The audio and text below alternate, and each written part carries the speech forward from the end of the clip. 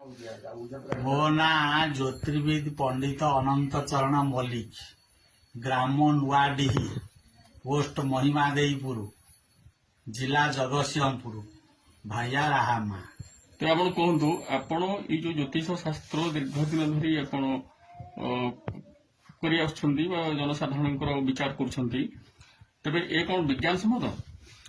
ଜ୍ୟୋତିଷ ସମ୍ପୂର୍ଣ୍ଣ ବିଜ୍ଞାନ ସମ୍ମତ। ଜ୍ୟୋତିଷ ଗୋଟିଏ ଅଛି ଫଳିତ ଜ୍ୟୋତିଷ, ଗୋଟିଏ ଅଛି ଗଣିତ ଜ୍ୟୋତିଷ।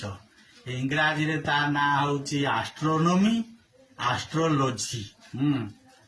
ଇଂରାଜୀରେ ଗୋଟା କଥା ଅଛି, ଆଷ୍ଟ୍ରୋନୋମି ଏଣ୍ଡସ୍ ଅର ଆଷ୍ଟ୍ରୋଲୋଜି ବିଗିନ୍ସ।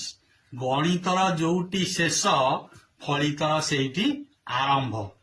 ଗଣିତର ସବୁ ଫର୍ମୁଲା ସରି ସରି ଯିବ, କିନ୍ତୁ ଫଳିତ ଜ୍ୟୋତିଷର ସରିବ ନାହିଁ। ଗଣିତଟା ବିଜ୍ଞାନାଗାରରେ ଗବେଷିତ ହଉଛି କି କୌଣସି ବିଜ୍ଞ ଲୋକଙ୍କ ମାନଙ୍କ ଦ୍ଵାରା ଗବେଷଣା ଚାଲିଛି। ଫଳିତ ଜ୍ୟୋତିଷଟାକୁ ସେଇଭଳି ବିଜ୍ଞ ସମ୍ମତ ଲୋକ, ବିଜ୍ଞାନୀ ମାନେ ହୃଦୟଙ୍ଗମ କରିପାରୁନାହାନ୍ତି କି ତା ପାଇଁ କୌଣସି ଗବେଷଣାଗାର କରାଯାଇନି।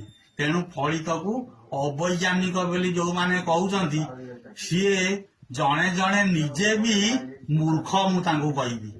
ତେବେ କୁହନ୍ତୁ, ଆପଣଙ୍କର